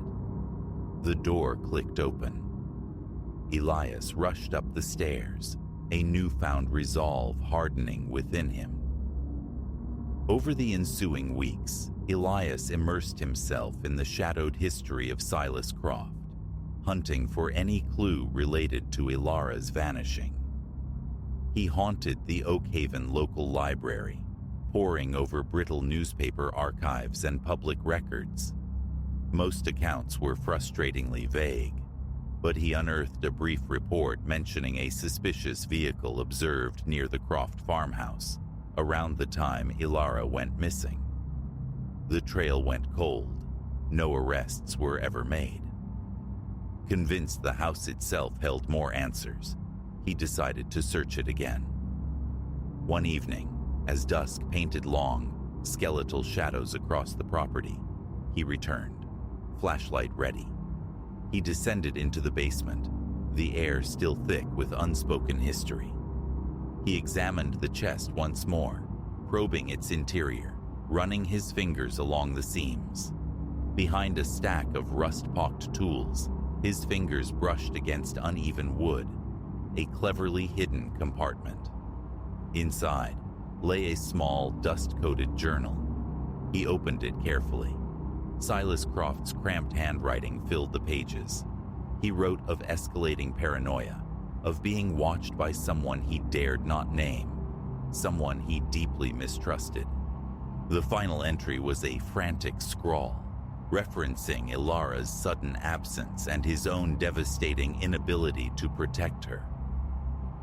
A surge of grim determination flowed through Elias. He had to identify the architect of Ilara's disappearance. His inquiries led him to seek out older Oakhaven residents who might recall the Crofts. An elderly woman, Agnes Gable, consented to speak with him. She remembered vividly witnessing a heated argument between Silas and a neighbor, Jasper Finch, on the very night Ilara vanished.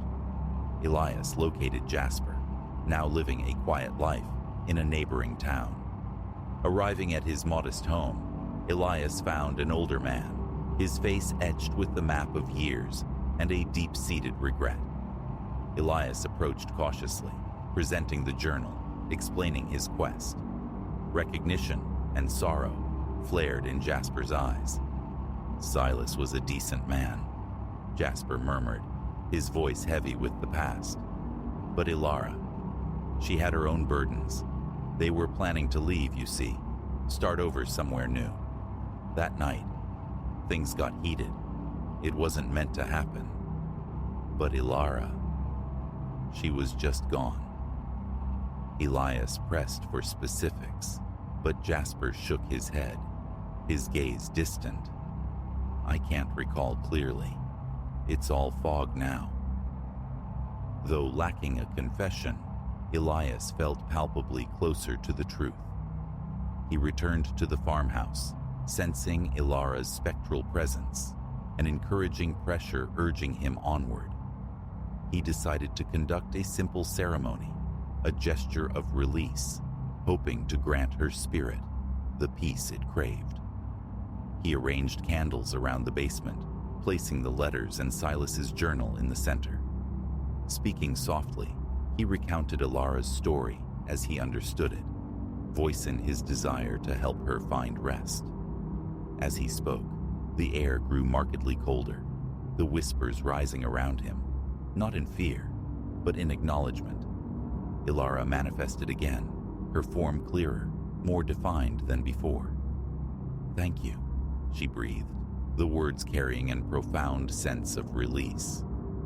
The basement door swung open soundlessly. The oppressive weight that had permeated the house seemed to lift, replaced by a quiet serenity. Elias felt a sense of profound accomplishment, a quiet certainty that he had aided Ilara in finding her passage. He left the house that night changed. The farmhouse no longer felt haunted, but imbued with a tranquil stillness. In the weeks that followed, the strange phenomena ceased entirely.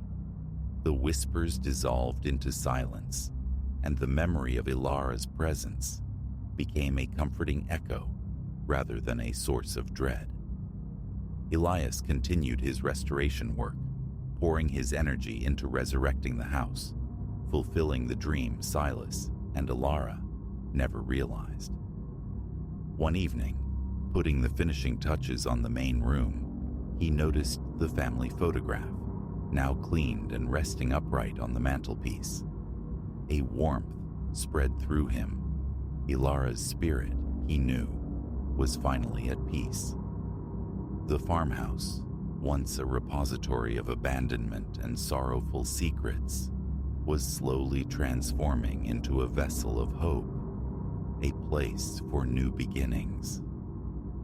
Looking back, Elias understood the house hadn't merely been a project.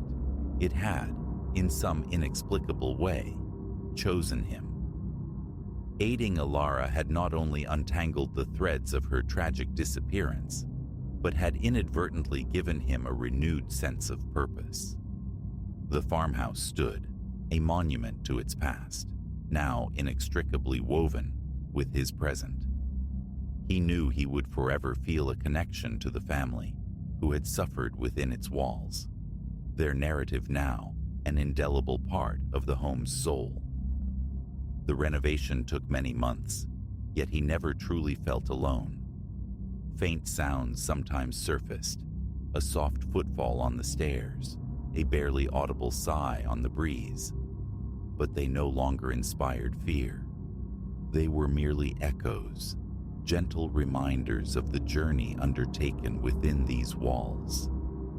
He learned to honor the history embedded in the very grain of the wood, acknowledging that while some secrets fester best undisturbed, others cry out for the cleansing light of truth. Ultimately, the old farmhouse became a crucible of healing for Ilara's restless spirit and for his own searching soul. It stood resilient, a symbol of perseverance, a testament to the quiet strength found in confronting the unknown. The secrets of the abandoned farm were finally quiet, allowing nascent stories to take root and flourish.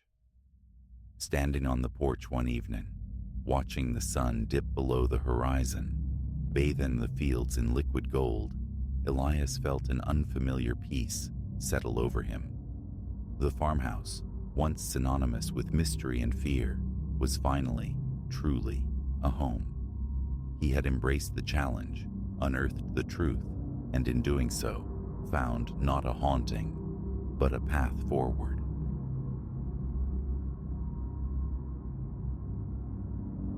That particular stretch of woodland revealed itself late one Friday, an answer to my search for profound quietude, a sanctuary to disentangle the knots in my mind. I recall halting at the threshold, confronted by an arboreal wall so dense, so intricately tangled, it seemed woven rather than grown. An undeniable magnetism pulled me toward its shadowed interior. The branches, contorted and interlocked, permitted no view beyond the immediate gloom. Solitude was my quarry, and this place resonated with an untouched quality, remote from any charted path or paved intrusion. My truck found purchase on a meager gravel lip beside the main thoroughfare. Hoisting my pack, I turned toward the tree line. Beneath my boots, the earth yielded, a soft composting of fallen leaves, ancient needles, and perpetual dampness. A rustling stirred the canopy overhead, not the familiar sigh of wind through leaves, for the air hung motionless, heavy, almost stagnant, but a dry, frictional scraping, branch against branch. I scanned the vicinity, a habitual check for fauna, yet found none. No chattering squirrels, no flitting birdsong broke the profound stillness. Only that deliberate grating sound persisted from the interwoven ceiling above. Breaching a curtain of low-slung boughs, I discovered a semblance of a trail, unmarked yet discernible by the subtle evidence of passage. Fractured twigs, bruised foliage leading deeper into the verdure. My progress was measured, cautious, each step taken with awareness of the direction back. A vibrant bandana, tied like a prayer flag to a low branch near the entrance, served as my anchor to the known world. Perhaps 15 minutes into this pilgrimage, the light began to falter, leaching prematurely from the day. The overhead canopy, a suffocating weave, filtered the afternoon sun into sparse, descending rays. A distinct coolness permeated the air now, raising gooseflesh on my arms as my vision strained to accommodate the deepening twilight. Phantoms of movement flickered at the edges of my sight, illusions born of shifting shadows and weary eyes, I assured myself, though a current of unease began to thrum beneath my skin. I pressed onward, drawn by the promise of flatter ground, glimpsed ahead, a potential haven for my solitary encampment. Eventually, the trees relented, parting to reveal a small clearing, scarcely larger than needed for a single soul's shelter. It stood encircled by towering sentinels, their bark slick with umbral moss, reaching arrow-straight towards the obscured sky. Within this circle lay a patch of thin, struggling grass. This would be the place. No scars of old fires, no detritus of previous visitors marred its isolation. It felt blessedly untrodden. Shrugging off my pack, I felt the damp cling of my shirt, a testament to the forest's cloying humidity, its palpable sense of being sealed off, a world within a world.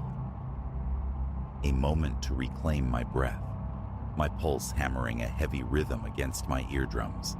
a peculiar tingling suffusing my limbs. I shook my head, dismissing the sensation, and turned to the task at hand.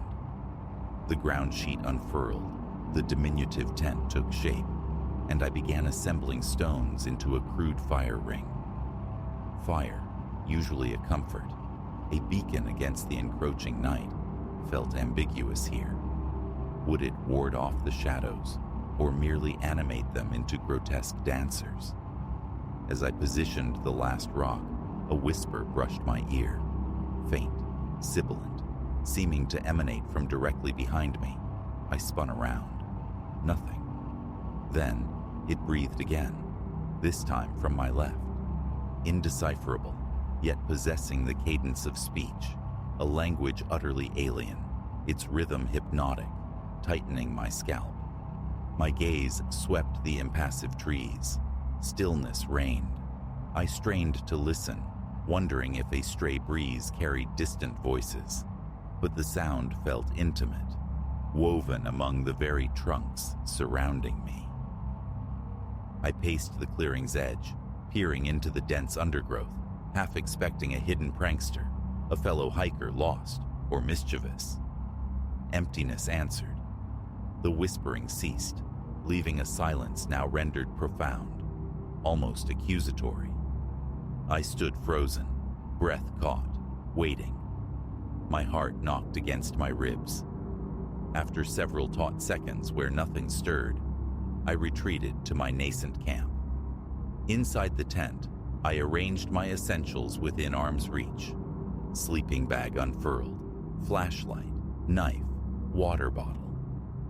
Sitting there, I focused on slow, deliberate breaths, wrestling down the tremor in my hands. Nerves, I reasoned. Unfamiliar places often sharpened the senses to a razor's edge. 10 minutes passed before I ventured out again.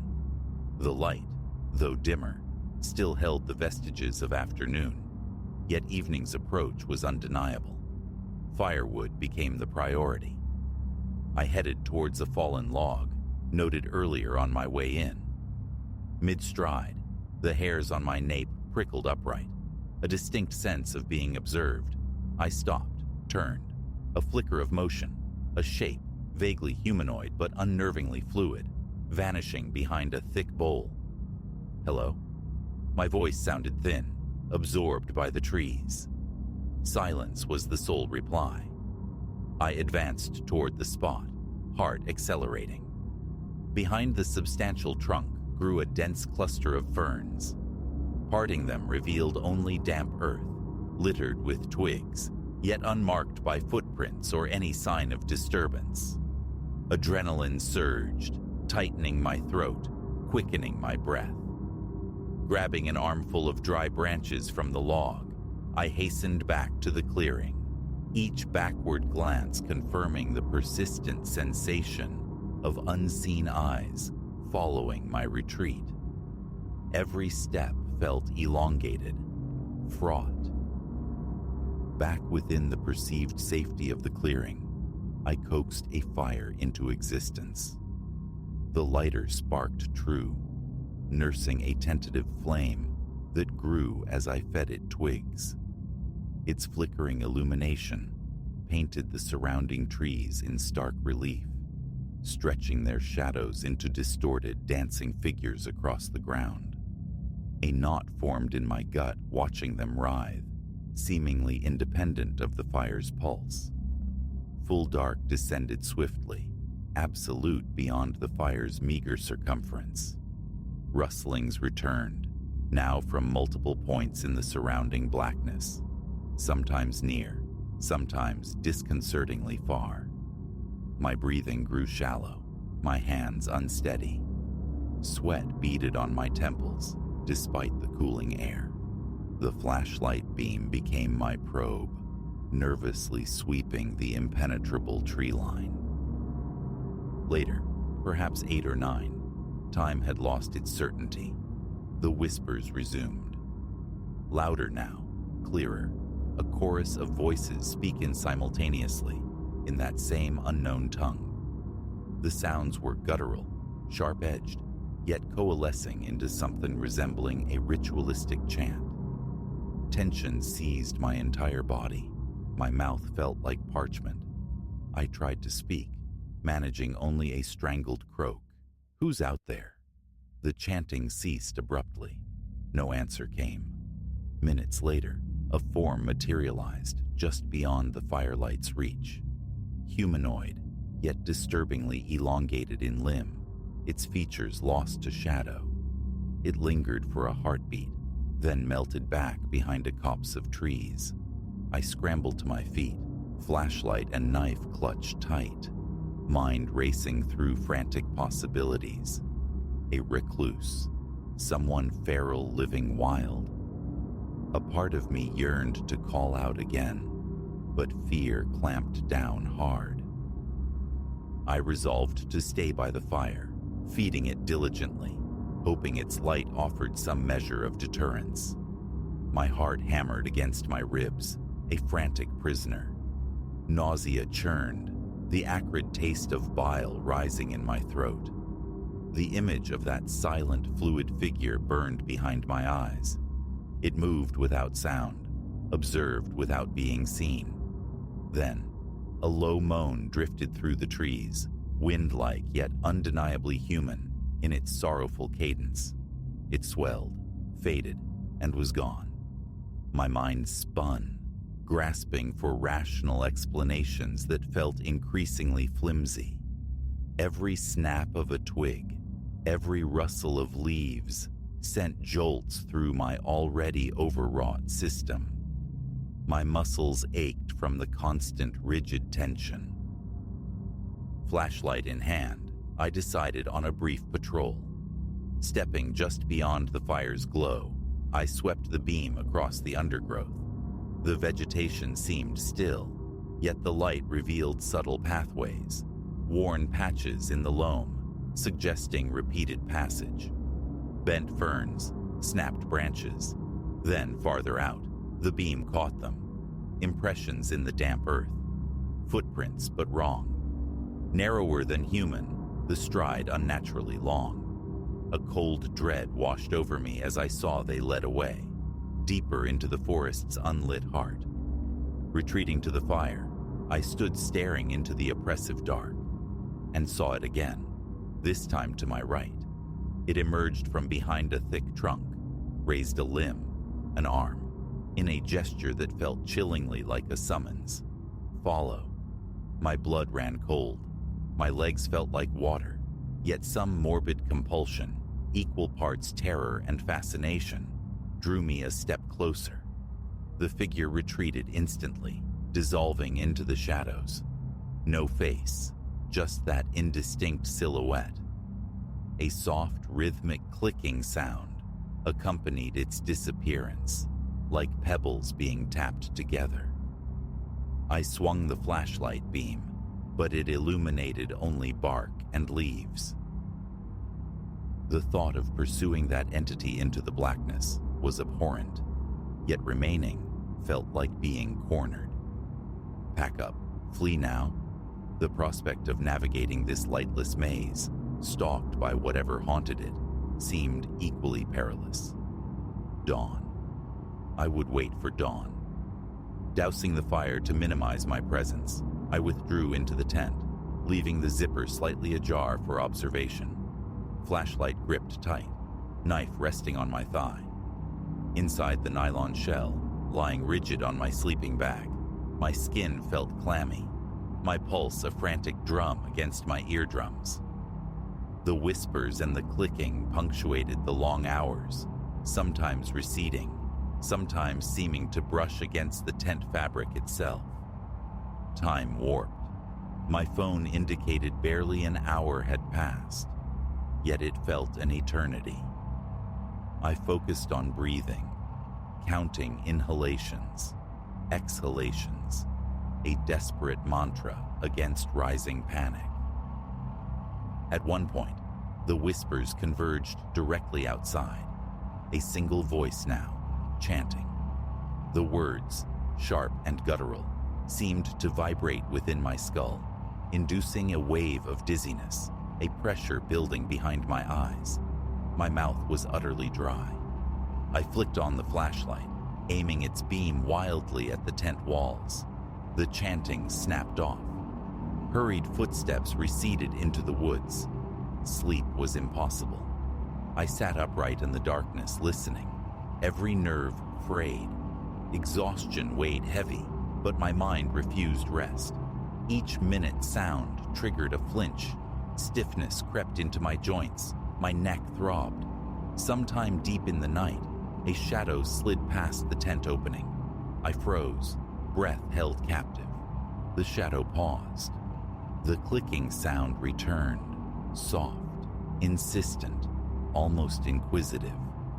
Then it glided away, leaving only silence. When the first tentative gray light finally infiltrated the dense canopy, I unzipped the tent with fumbling haste. Packing became a frantic, clumsy affair, gear stuffed haphazardly into the backpack. Breakfast was unthinkable.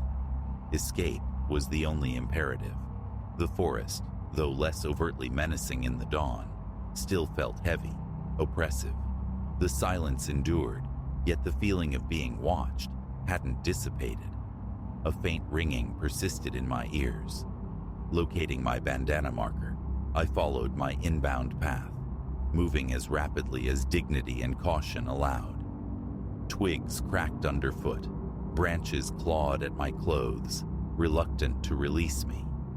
Every few yards, I threw glances over my shoulder, half expecting to see the elongated figure in pursuit. Faintly, imagined or real, the whispers seemed to sigh on the still air. My heart pounded relentlessly. The pack felt leaden. Then, the edge.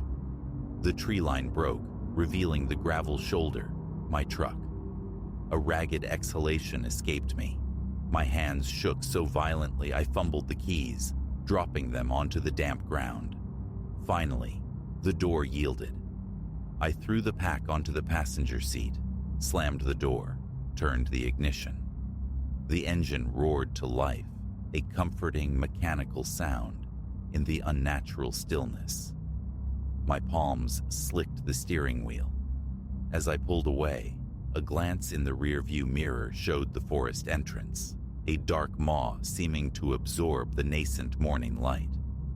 Relief surged, potent and visceral, as the distance grew. The whispers faded from my ears, but not from my memory, replaying their alien cadence. The drive back was surreal, marked by a lingering lightheadedness and a hyper-awareness of every roadside shadow.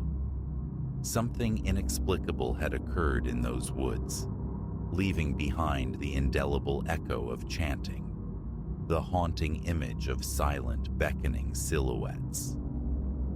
I have not returned. I doubt I ever shall.